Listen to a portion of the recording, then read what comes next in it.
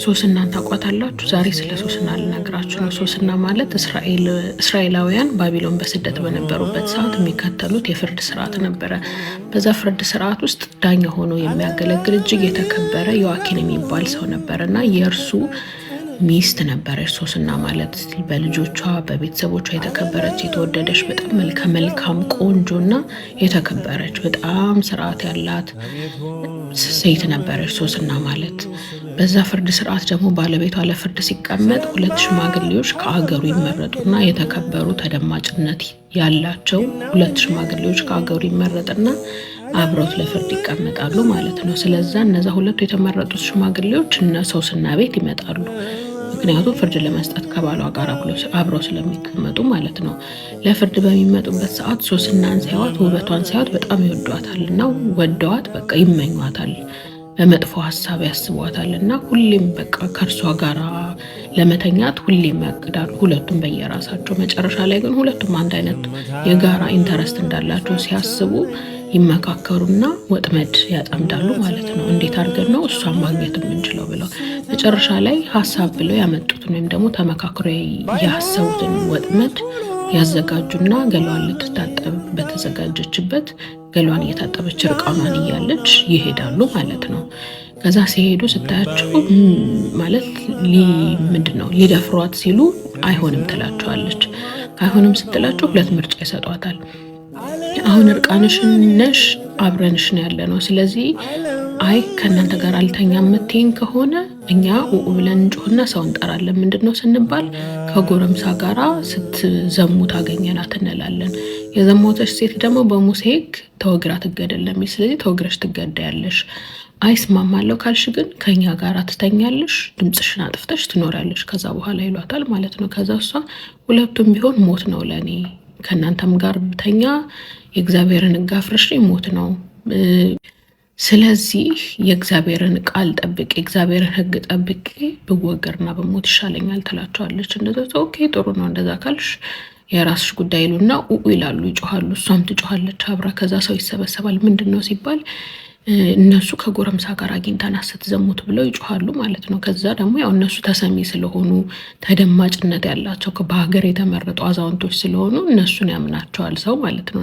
ሰው ሁሉ ይደነግጣል። ያው ሶስና በጣም የተከበረች ሴት ስለነበረች እንዴት እንዲሆን ይላሉ። ኤኒዌይስ ግን ያው እነሱ ተደመጡ። እነሱ ተአማኝነት ስላላቸው ህዝብ ይሰበሰባል። ምንድን ነው የምትደረገው ሲባል ያው በሙሴ ሕግ መሰረት ተወግራ ትገደል የሚል። ስለዚህ ልትወገር ይፈረድባታል ማለት ነው። ተፈርዶባት ወደምትወገርበት ቦታ እየሄደች እሷ የምታደርገው ነገር ትላለች፣ ያው ታለቅሳለች፣ ለእግዚአብሔር ጸሎት ታደርጋለች እስከ መጨረሻ ሰዓት ድረስ። ኦልሬዲ ፍርድ ተፈርዶባት ወደ መወገሪያ ቦታዋ እየሄደች ራሱ እግዚአብሔር ሆይ አንተ እውነቴን ታውቃለህ፣ የእውነት አምላክ ነህ፣ የፍርድ አምላክ ነህ እና አንተ ሀቄን ስለምታውቅ ሀቄን አንተ አውጣልኝ፣ የታመንኩልህ አምላክ ታመንልኝ ብላ እስከ መጨረሻው ድረስ ጸሎት ታደርጋለች እና ነፍሴን አደራ እግዚአብሔር እያለች ነው ሄደችው ወደምትወገርበት ቦታ ማለት ነው።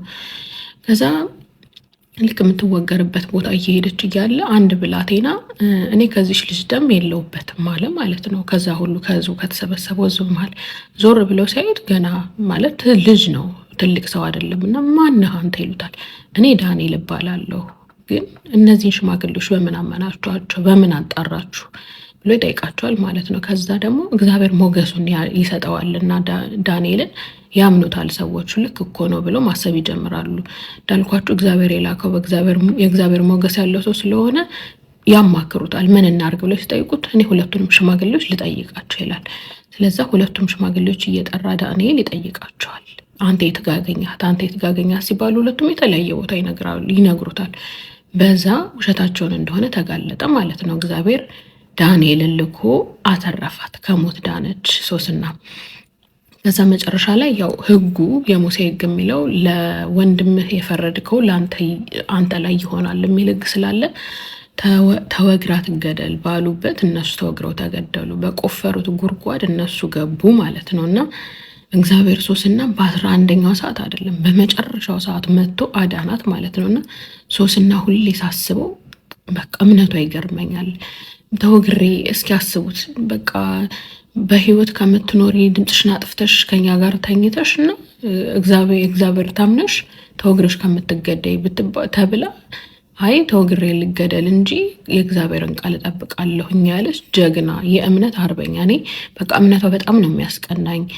እስከ መጨረሻዋ እስከምትወገርበት ሰዓት ድረስ እግዚአብሔር ወይ ነፍሴን አደራ እያለች ጸሎት እያደረገች እኔ ብቻ በጣም ነው የምትገርመኝ የምታስቀናኝ ሶስና ማለት ነው። እና የእምነቷ ጥንካሬ ከዛ ውጭ ደግሞ እግዚአብሔር ይሄ የለም አበቃ እግዚአብሔር የለም በቃ አይደርስም በተባለ ሰዓት ሰው ሁሉ ፊቱን ባዞረ ሰዓት እግዚአብሔር እንደሚደርስ የምታሳየኝ ሰው ናትና ብቻ የሶስና ታሪክ በጣም ደስ ከሚሉኝ ታሪኮች አንደኛው ስለሆነ ነው። እና ልነግራችሁ ፈልገው ሌላው ነገር ግን ይህንን ታሪክ የምታገኙት በ81 አሃዱ ወይም በኢትዮጵያ ኦርቶዶክስ ተዋሕዶ መጽሐፍ ቅዱስ ላይ ብቻ ነው። እና የትኛው የመጽሐፍ ቅዱስ ክፍል ላይ እንደምታገኙ ካፕሽን ላይ ጽፍላችኋለሁ። ሙሉ ታሪኩን ደግሞ ራሳችሁ ገብታችሁ በደንብ አንብቡት። በጣም ደስ የሚል ታሪክ ነው። በደንብ ትማሩበታላችሁ ብዬ አስባለሁኝ።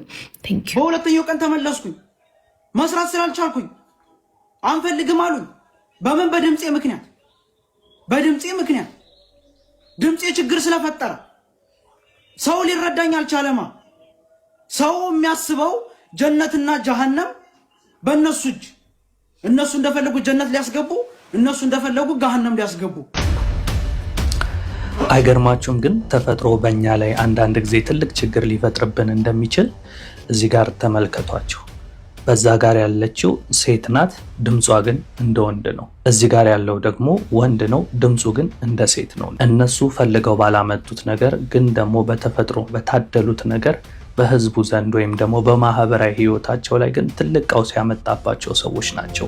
በዛ ጋር ያለችው አረብ ሀገር ነው የምትኖረው። ሰሞኑን በጣም ከባድ ችግር ውስጥ ነበረች። ስራ አግኝታ ልትቀጠር በምትሄድ ሰዓት ግን ድምጿንና አካላዊ ሁኔታዋን ሲያዩ በቃ ሴት ናት ብለው ለማመን ስለሚከብዳቸው የሚቀጥራት አጣ ከባድ ችግር ውስጥ ሆና እርዳታ ሁሉ ስትጠይቅ የነበረች ልጅ ናት።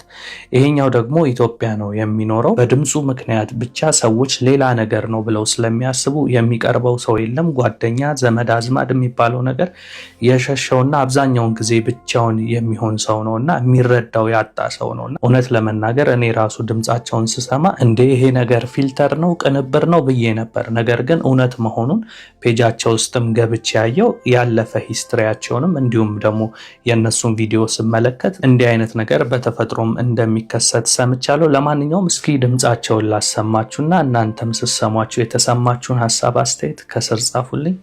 ይህን ቪዲዮ እንመልከት። ጎንደሮች ነው አዲስ አበባ ከመጣሁማ እኮ ማለት ነው እናንተ በቃ ሸር ብትንን የምንለው እናቴ ምን አስበህ አንዴ ትቀልጃለሽ እንዴ? ግን እንዳትመጪ እንጂ ሸር ብትን ብቻ አንዴ ለምንም አልመጣም። እዚህ አንቺ ደግሞ ምን ትሰሪያለሽ አሁን ኢትዮጵያ? እውነቴን እኮ ነው። ቁም ነገር እንመጣለን ምናምን አለ አይደለ? በቃ አብረን ብንኖር ደግሞ እያበደ ነው የሚሆነው። ወይኔ ደስታዬ፣ በስመ አብ ደስ ይለኛል በጣም። እና ጀለሶች እንዴት ናቸው? ማንም የለም፣ እኔ ብቻዬን ነኝ። እባክሽ ጀለስ ምናምን ያለሽ እኔም እኮ አታይኝም እንዴ? ብቻዬን ያለሁት እውነቴን ነው የምልህ። ትናንትና ምናምን ደውለልኝ ነበር አይደለ? ስዞር ደከመኝ፣ መጥቼ ዘጋለሁ። ከዛ ሌሊት ላይ ምናምን ትንሽቆን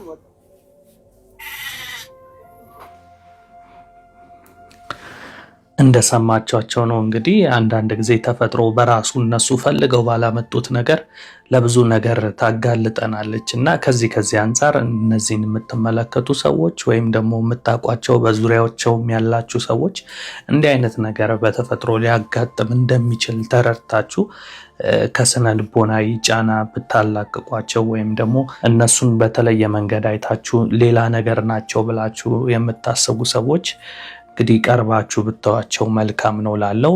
ምክንያቱም አንዳንዴ እንደዚህ በተፈጥሮ በታደልነው ነገር ከዘመኑ ከሆኑ ነገሮች ጋር በማገናኘት ሰዎች ለምሳሌ ይሄንን ልጅ ጌይ ነው የሚሉት አለ። ይሄ ወንድ ሆኖ ድምፁ እንዲህ ከሆነማ ያ ነገር ነው ምናምን የሚሉ አሉ። ሴቷንም እንደዛው ደግሞ ሌዝቢያንስ ናት ወይም ደግሞ ሉጢ ናት ያ ነገር ናት ምናምን የሚሉ ሰዎች ስላሉ አንዳንድ ጊዜ የሆኑትን አካላቶች የሆኑበትን ማስረጃ ካለን ማስረጃ ይዘን ማውራት አለብን። ነገር ግን ድምጻቸው እንዲህ ነው ብለን ግን በሌላ አይነት መንገድ መመልከቱ ለልጆቹ ትልቅ የስነ ልቦና ጫና ሊያረግባቸው ስለሚችል ይህንን ተረድተን እንዲህ ያሉ ሰዎችን ማሸማቀቅ ባይኖርብን መልካም ነው ላለው። ከዚህ ቀደም አይታችሁት እንደሆነ በፔጄ ላይም አንድ ቪዲዮ ሰርቼ ነበር። በጣም ብዙ ሰው ነው የተመለከተው። ኦልሞስት ከግማሽ ሚሊዮን በላይ ሰው ነው የተመለከተው እና ልጁ በጣም ጎበዝ ተማሪ የነበረ እና 12ኛ ክፍልን ራሱ በከፍተኛ ውጤት ወደ ዩኒቨርሲቲ የገባ ልጅ ነው። ነገር ግን ዩኒቨርሲቲ ከገባ በኋላ ግን መማር አልቻለም። መማር ያልቻለበት ምክንያት ደግሞ በድምፁ ምክንያት እንደሆነ አንድ ቪዲዮ አሰምቻችሁ ነበረ። እስኪ ለትውስታችን ቪዲዮ እንመልከታት። ይታያችኋል የማትሪክ ውጤት ያ 526 ነው። ዩኒቨርሲቲ ድሮፕ አውት አድርጌያለሁ። ገረማችሁ አይደለ? እንዴት ይሄን ውጤት አመጡ? ዩኒቨርሲቲ ድሮፕ አውት አረገ። መማር ብፈልግም ግን መማር አልቻልኩም። ለምን? በድምፄ ያስቃል። ያ ዝም ብዬ ልሳቅ፣ ውስጤ ግን anyway እናንተ መረበሽ አልፈልግም። ግን ያ ለምን እንደዛ ድምጽ ኖረህ ተብዬ መውጣት ራሱ አልችልም። ላይብረሪ ማምሸት አልችልም። ወደ ምግብ ቤት መሄድ አልችልም። ዩኒቨርሲቲ ውስጥ እያለሁ ለምንድን? ምክንያቱም ይሄን ድምጽ ይዤ ቲክታክ ስለምሰራ። እንግዲህ ልጁ አሹ ይባላል። ስለሱ የሰራሁት ሙሉ ቪዲዮ አለ። ማየት የምትፈልጉ ፔጅ ውስጥ ገብታችሁ መመልከት ትችላላችሁ። በዩቲዩብም ላይ በፌስቡክ ላይም በቲክቶክ ላይም በሁሉም ላይ ለቅቄው ነበርና ብዙ ሰው ነው የተመለከተው። ያላያችሁ ሰዎች ማየት ትችላላችሁ። እና ይህ ልጅ ትምህርቱን ያቋረጠበት አንዱ ምክንያት ድምፁ ነው። በድምፁ ምክንያት እሱን እንደ ሌላ ነገር አይተውት ይሄማ ጌ ነው ግብረ ሰዶም ነው ምናምን እያሉ በቃ ያልሆነውን ነህ በሚል ስያሜ ሰጥተውት የስነ ልቦና ጫና ደርሶበት ከባህር ዳር ዩኒቨርሲቲ ትምህርቱን አቋርጦ ወደ ቤተሰቡ ተመልሷል። የት ይደርሳል የተባለ ልጅ ከማህበረሰቡ ተገሎ ጓደኛም እንደሌለው ለብቻው ብዙ አይነት መከራዎችን እንዳሳለፈ ሲናገር ነበርና ዲቴል ቪዲዮ ሰርቼላችኋለሁና አንዳንድ ጊዜ እኛ ተመልካቾች በመሰለኝ የምናረጋቸው ነገሮች በሌሎች ላይ ግን ከፍተኛ ተጽዕኖ ሊፈጥር ስለሚችል ይህንን ታሳቢ አድርጋችሁ በዙሪያችሁ እንዲህ አይነት ነገር በሚያጋጥማችሁ ሰዓት ለመረዳት መሞከር ጥሩ ነው ብዬ አስባለሁ። ለማንኛውም እናንተም ሀሳብ አስተያየት ካላችሁ ከስር ጻፉልኝ። መልካም ጊዜ